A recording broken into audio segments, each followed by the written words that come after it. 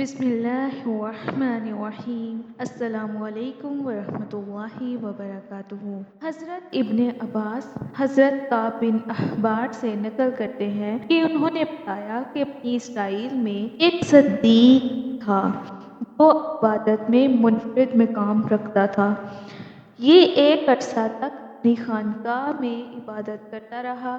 اس کے پاس روزانہ صبح اور شام بادشاہ وقت حاضری دیتا تھا اور اس سے پوچھا کرتا تھا کہ آپ کی کوئی ضرورت ہے؟ تو وہ جواب دیتا، اللہ میری ضرورت کو خوب جانتا ہے۔ اللہ تعالیٰ نے اس عابد کی خانقاہ پر انگور کی ایک بیل اگا دی تھی جو ہر روز ایک انگور اٹھاتی، یعنی ایک انگور لگتا۔ جب اس عابد کو پیاس لگتی وہ اپنا ہاتھ آگے بڑھاتا تو پانی ابل پڑتا تھا اور یہ اس پانی کو پی کر پیاس بجھا لیتا۔ اس طرح ایک طویل عرصہ گزر گیا۔ ایک مرتبہ اس عابد کے پاس مغرب کے وقت ایک عورت گزری جو نہایت حسین و جمیل تھی۔ اس عورت نے پکار کر کہا، اے اللہ کے بندے! تو اس بزرگ عابد نے کہا، لبیک! یہ سن کر وہ عورت کہنے لگی، کیا تمہیں تمہارا رب دیکھ رہا ہے؟ اس نے فرمایا، وہ اللہ ایک ہے، قہار ہے، حی القیوم ہے، دلوں کے اسرار سے واقف ہے اور جو قبروں میں ہیں ان کا اٹھانے والا ہے۔ عورت یہ سن کر کہنے لگی، سے میرا شوہر دور ہے، اس لیے مجھے ایک رات کے لیے اپنے پاس ٹھکانہ دے دو۔ بزرگ نے یہ سن کر اس عورت سے کہا کہ اوپر آ جاؤ۔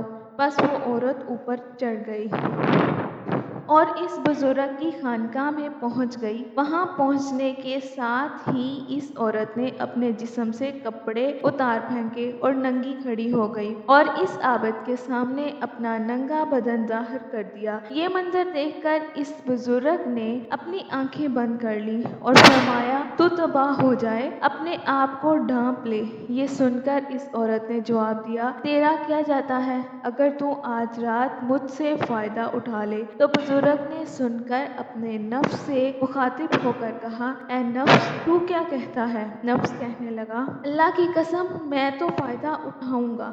یہ سن کر بزرگ نفس سے مخاطب ہو کر کہنے لگا، تو تباہ ہو جائے، کیا تو گندھک کے دوزخ کے کپڑے مانگتا ہے، آگ کے پاٹ مانگتا ہے، میری عرصہ کی عبادت ضائع کرنا چاہتا ہے؟ پھر کہنے لگا، ہر زانی کی بخشش نہیں اور اس کا عذاب مٹنے کو نہیں۔ میں ڈرتا ہوں کہ اللہ تعالیٰ تجھ پر ایسا ناراض ہو کہ پھر کبھی راضی نہ ہو۔ لیکن اس بزرگ کے نفس نے اس کو اس عورت کے متعلق خوب بہکایا تو بزرگ نے نفس سے مخاطب ہو کر پھر کہا، میں تیرے سامنے دنیا کی چھوٹی آگ پیش کرتا ہوں، اگر تو اس کو برداشت کر گیا تو اس رات لڑکی سے نفع حاصل کر لوں گا۔ حضرت کعب بن احبار فرماتے ہیں کہ اس بزرگ نے یہ کہنے کے بعد دیے یعنی کہ چراغ کو تیل سے بھر دیا اور بتی کو موٹا کر دیا۔ اس منظر کو وہ عورت بھی دیکھ رہی تھی اور اس بزرگ کی اپنے نفس سے گفتگو بھی سن رہی تھی۔ پھر اس بزرگ نے چراغ کو جلانے کے بعد اپنا ہاتھ اس جلتی بتی پر رکھ دیا۔ یہ بتی جل رہی تھی لیکن اس بزرگ کے ہاتھوں کو نہیں جلاتی تھی۔ دیکھ کر بزرگ چیخ کر کہنے لگے، تجھے کیا ہے؟ جلاتی کیوں نہیں؟ تو وہ بتی اس کا انگوٹھا کھا گئی یعنی جل گیا، پھر اس کی انگلیاں کھا گئی، پھر اس کا ہاتھ کھا گئی۔ یہ منظر دیکھ کر اس عورت نے زوردار چیخ ماری اور دنیا سے کوچ کر گئی۔ پھر اس بزرگ نے اس عورت کے جسم کو اس کے کپڑوں سے ڈھانپ دیا۔ جب صبح ہوئی تو ابلیس لعین نے چیخ کر کہا، اے لوگو! فلاں بیٹی سے فلاں عابد شخص نے زنا کیا اور زنا کرنے کے بعد اس کو قتل کر دیا۔ چنانچہ جب یہ خبر بادشاہ تک پہنچی تو بادشاہ لشکر اور رعایا کے ساتھ سوار ہوا اور عابد خانے تک پہنچ گیا جہاں وہ راہب عبادت کیا کرتا تھا۔ وہاں پہنچ کر بادشاہ زور سے چیخا تو عابد نے اس کو جواب دیا۔ بادشاہ نے عابد سے پوچھا، فلاں کی بیٹی فلاں کہاں ہے؟ عابد نے کہا، یہیں پہ میرے پاس موجود ہے۔ بادشاہ یہ سن کر عابد سے کہنے لگا، اس کو کہو کہ وہ میرے پاس آئے۔ زورق نے کہا وہ مر چکی ہے۔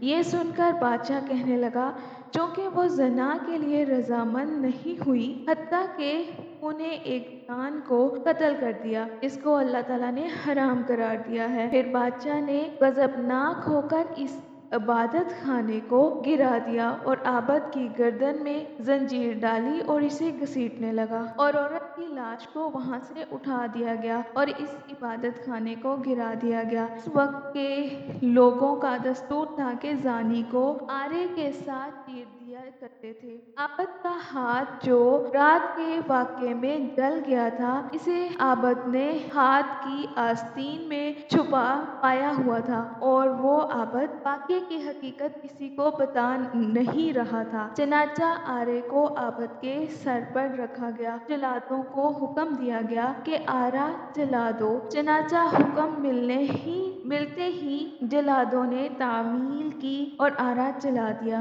جب آرا عابد کے دماغ تک پہنچا تو اس کی آہ نکل گئی۔ اللہ تعالیٰ نے جبرائیل علیہ السلام کی طرف وحی نازل فرمائی کہ اس کو کہو کچھ نہ بولو، میں تیرا صبر دیکھنا چاہتا ہوں۔ اس کے صدمے نے میرے عرش برداروں کو، میرے سامنے کے مکینوں کو رلا دیا ہے۔ میرے غلبے اور جلال کی قسم اگر اس عابد نے دوسری مرتبہ آواز نکالی تو میں آسمانوں کو زمین پر گرا دوں گا۔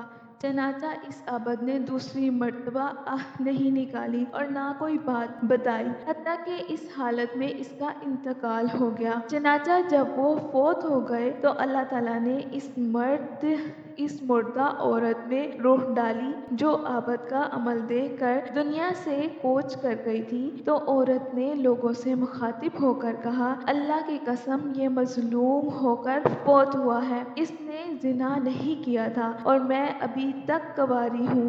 اس کے بعد اس عورت نے گزشتہ رات کا سارا واقعہ لوگوں کے سامنے نقل کیا۔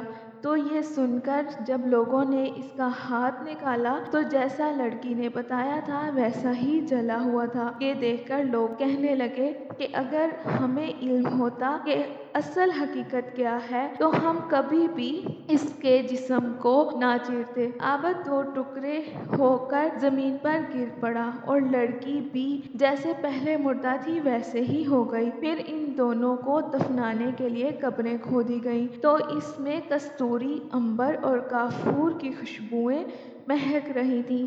پھر ان کا جنازہ پڑھنے کے لیے ان کی میتوں کو لایا گیا تو ان کو آسمان سے کسی نے منادی کی صبر کرو یہاں تک کہ فرشتے ان کا جنازہ پڑھ لیں۔ کے بعد لوگوں نے ان کا جنازہ پڑھا اور دفن کر دیا۔ پھر اللہ تعالیٰ نے ان کی قبر پر چنبیلی کو اگایا اور لوگوں نے ان کی قبر پر تختہ دیکھا جس پر لکھا ہوا تھا شروع اللہ کے نام سے جو بہت مہربان نہایت رحم کرنے والا ہے۔ اللہ عز و جل کی طرف سے اپنے بندہ اور اپنے ولی کی طرف سے میں نے اپنے عرش کے نیچے ایک منبر لگایا اور اپنے فرشتوں کو گواہ بنایا کہ میں نے جنت الفردوس کی 50,000 عورتوں سے اس ولی کا نکاح کیا اور میں اپنے فرمانبردار اور مقربین کو ایسے ہی انعام نوازتا ہوں۔ سبحان اللہ۔ اس واقعے کو پڑھ کر ایمان تازہ ہو جاتا ہے۔ اللہ تعالیٰ نے اپنے بندوں پر کتنا انعام فرمایا کہ جو اس کے اتباع کرتا ہے اس کے لیے کامیابیاں ہی کامیابیاں ہیں۔ اللہ کے اس ولی نے دنیا میں اللہ تعالیٰ کی خاطر اپنے نفس کی اتباع نہیں کی جس کی وجہ سے وہ رب کا مقرب بن گیا۔ اللہ تعالیٰ اسی طرح تمام مسلمانوں کو نفس کی غلامی سے بچائے۔ اس واقعے کو پڑھ کر یہ سبق ملتا ہے کہ نفس کی اتباع کبھی نہیں کرنی چاہیے کیونکہ نفس انسان کو ہمیشہ عیش و عشرت اور غلط خواہشات کا دلدہ بناتا ہے اور پھر نفس کے باعث انسان جہنم کی طرف چلا جاتا ہے۔ نیز آپ کو اس واقعے سے اندازہ لگا سکتے ہیں کہ زنا پہلی امتوں میں کتنا کبھی اور برا فعل سمجھا جاتا تھا اور اس کی سزا ان لوگوں نے کتنی سخت رکھی تھی، اور اس عابد نے اپنے جسم کو اتنی شدید تکلیف میں مبتلا کیا لیکن جہنم کے خوف کی وجہ سے زنا کی طرف نہیں گیا، کیونکہ وہ جانتا تھا کہ جنت کی ہولناکیاں اپنے اندر کتنی شدت رکھتی ہیں اور جہنم کی آگ کتنی سخت ہے، جس کے بارے میں اللہ تعالیٰ فرماتے ہیں النار الکبریٰ کہ وہ سب سے بڑی آگ ہے، اور ہے کہ تمہاری یہ دنیا کی آگ دوزخ کی آگ کا 70واں حصہ ہے۔ اے مسلمانان